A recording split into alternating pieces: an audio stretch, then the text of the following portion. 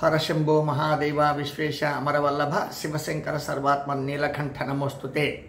అయోధ్య మధుర మాయా కాశీ కంచి అవంతిక పురి ద్వారవతి చేవా సప్తైతే ఇది మోక్షదాయక. విశ్వేశం మాధవం దొండీం దండపాణ్యంచ భైరవీం వందే కాశీ గుహాం గంగాం భవానీం మణికర్ణిక. మణికర్ణిక మణికర్ణిక మణికర్ణికా సమోతీర్థం న భూతో న భవిష్యతి. మణికర్ణికా సమోక్షత్రం న భూతో న భవిష్యతి.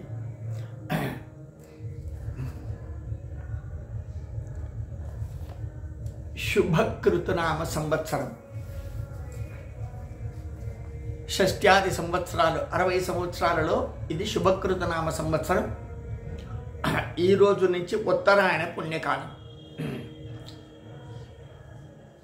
మకర సంక్రమణం, సంక్రాంతి. సంక్రాంతి సంక్రాంతి తెచ్చిందోయ్, పరమాద్భుత శక్తిని తెచ్చిందోయ్, పరమానందాన్ని తెచ్చిందోయ్, పరమైశ్వర్యాన్ని తెచ్చిందోయ్,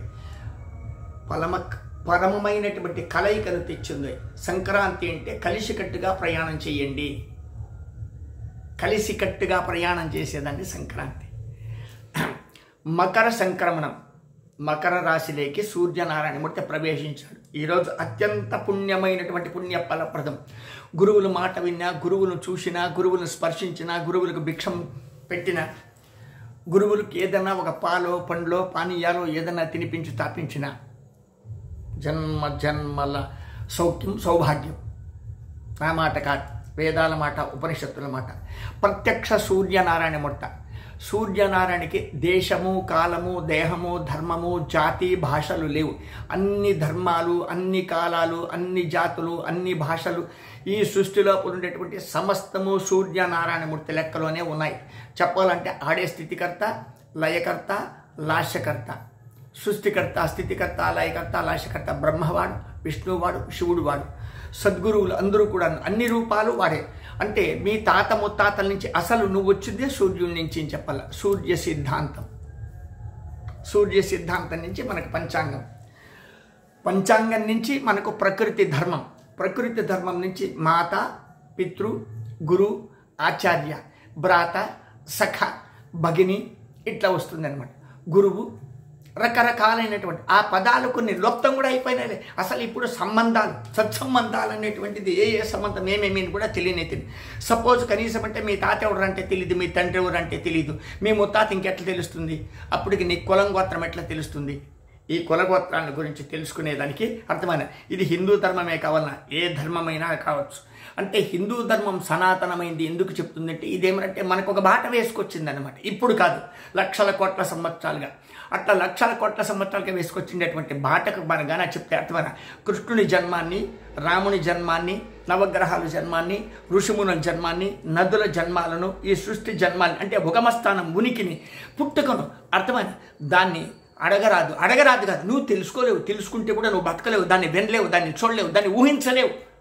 అంటే నీ బతుకు చిన్నది, కిస్మిస్ అంతా, ఎండు ద్రాక్ష చెట్లు పెట్టుకున్నంత మీ బతుకులంతా కూడా. అంతే, గొప్ప గొప్ప బతుకుల ఆలోచన చేయలేరని. చేస్తే మంచిదే, తప్పేమీ లేదు. యవ్వానికి కానీ ఇంతంతా పీటికి ఎందుకు చెప్తానంటే ఓం దివాకరం దీప్తి సహస్రరశ్మిం తేజోమయం జగత కర్మసాక్షిం అంశుంబానం సూర్యమాదిత్యం గ్రహాణం రవిం సదా శరణమహం ప్రపద్యే. దివాకరుడు, ప్రభాకరుడు, పరమ సుఖాన్ని, సౌఖ్యాన్ని ఇచ్చేటువంటి వాడు. సూర్యోదయ సూర్యాస్తమయాల్లో సృష్టి మొత్తం గడిచిపోతుంది. యుగ యుగాంతరాలు. సూర్యుడు పుట్టినాడు, దినమైంది. సూర్యుడు గడిచిపోయినాడు, దినమైపోయింది. అర్థమవుతుందే? 24 గంటల సమయంలో సూర్యోదయ సూర్యాస్తమయాల్లో నక్షత్రాన్ని, చంద్రుణ్ణి పట్టుకుని, తిథి వార నక్షత్ర యోగకరణాలు పట్టుకుని పంచాంగముత్తమం అనేటువంటి పంచ అంగము, పంచప్రాణములు, పంచవాయువులు ప్రకృతీకరణం చేస్తే పరమేశ్వరుని యొక్క దివ్య శక్తి మీకు అవగతమవుతుంది. కాబట్టి ఇవంతా కూడా సూర్యునికి నమస్కారం పెట్టుకుని సూర్య సిద్ధాంత ప్రకారంగా మన తాత ముత్తాతలు ఎవరు చనిపోయింటారో వాళ్ళ పేరు మీద మీరు గురువులకు కానీ సాక్షాత్ ఇంకెవరికైనా సత్పురుషులకు కానీ భిక్షం పెట్టేది ధర్మం ఉంది. ఆ తర్వాత నది తీర్థక్షేత్రాలలో ఏదైనా పుణ్య నదులు, పుణ్యతీర్థాలు, పుణ్యక్షేత్రాలలో మీరు భక్తి చేస్తే ప్రతి నిమిషానికి కూడా మీకు సమయం జన్మలు సార్థకమవుతుంది. అందులో మహాపుణ్యక్షేత్రాలు 7 ఉన్నాయి. అయోధ్య, మధుర, మాయా, కాశీ, కంచి, అవంతిక, పురి, ద్వారవతి చైవ సప్తైతే ఇది మోక్షదాయక. విశ్వేశం మాధవం దుండిం దండపాణ్యం చ భైరవం వందే కాశీ గుహాం గంగాం భవాని మణికది. ఏంద్రా ప్రతిరోజు పాడిందే పాడతాడు ఈయన.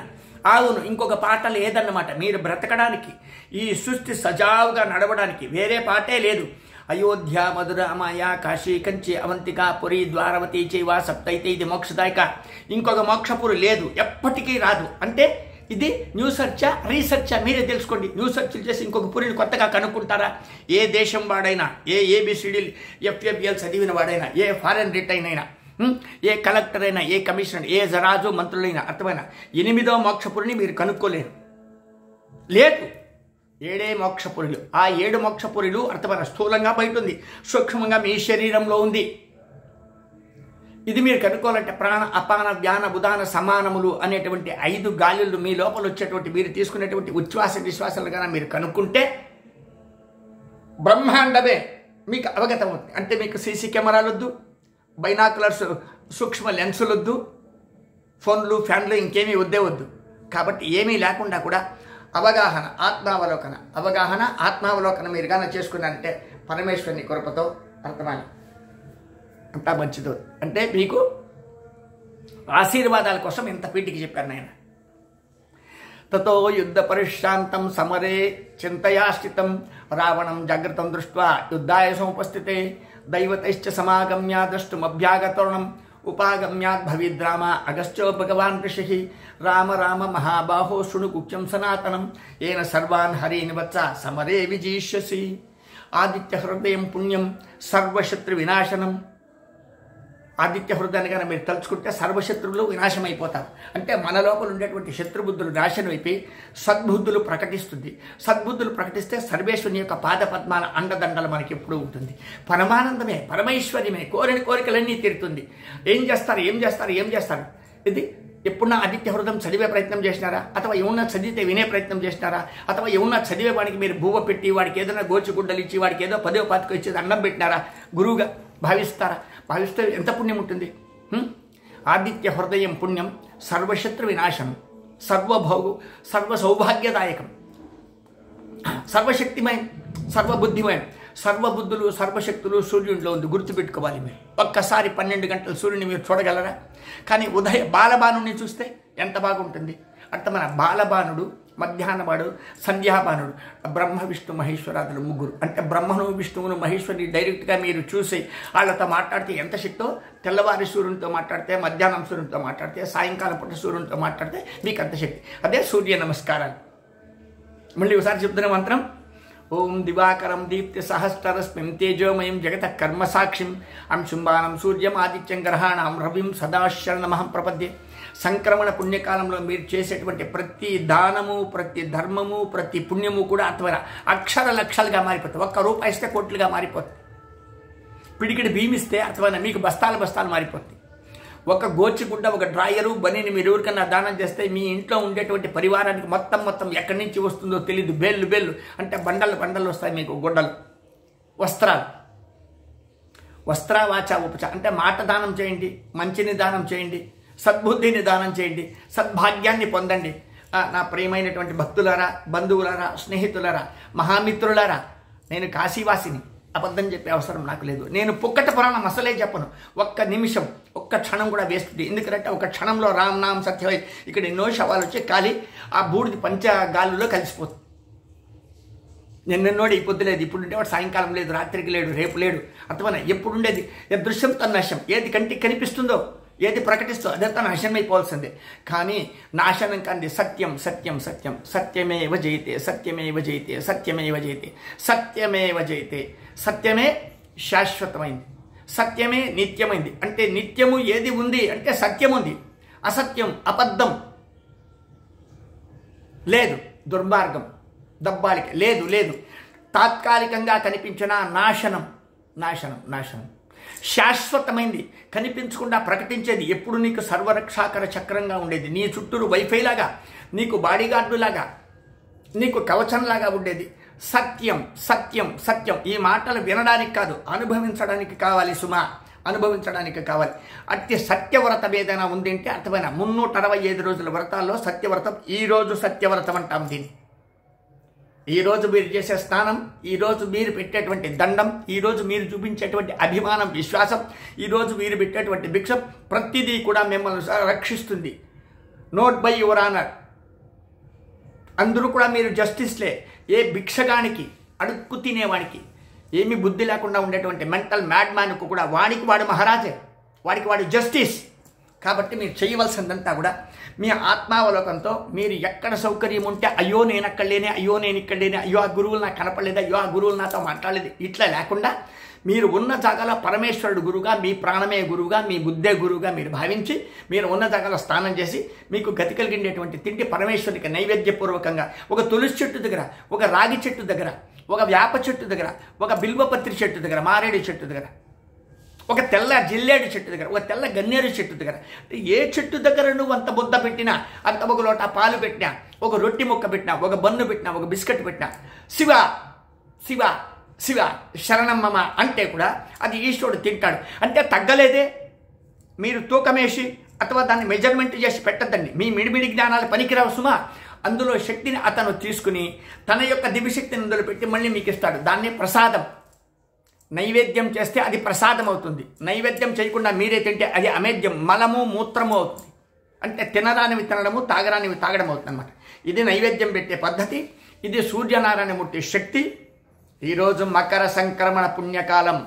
ఈ రోజు నుంచి అజేయమైనటువంటి 6 మాసములు సాక్షాత్ పరమేశ్వరుడు ప్రజ్ఞగా అంటే ఇన్నాళ్ళు ప్రజ్ఞ లేడని కాదు, ప్రత్యేక ప్రజ్ఞగా భగవంతుడు అర్థమైన భక్తులను గమనిస్తూ ఉంటాడు, కోరికలు తీరుస్తాడు సుమా. పిచ్చి పిచ్చి ప్రయత్నాలు చేయకుండా, మిడిమిడి జ్ఞానంతో అల్లాడకుండా మీరుగా భక్తితో దేవుడికి దండం పెడితే, మీ గురువులకి భిక్షం పెడితే, మీరు పెట్టే దండం, మీరు పెట్టే భిక్షం, గురువులు శివుడు మిమ్మల్ని సదా రక్షిస్తారు. అవకాశం ఉంటే మీరు ఈరోజు సూర్య నమస్కారాలు చేయండి, సూర్యుని యొక్క అష్టోత్తరాలు చదవండి, సూర్యుని గురించి పారాయణం చేయండి. అవకాశం ఉందంటే త్రిజకల్ కల్పంతో సూర్య నమస్కారాలు చేయండి మీ అనుకూలాన్ని బట్టి.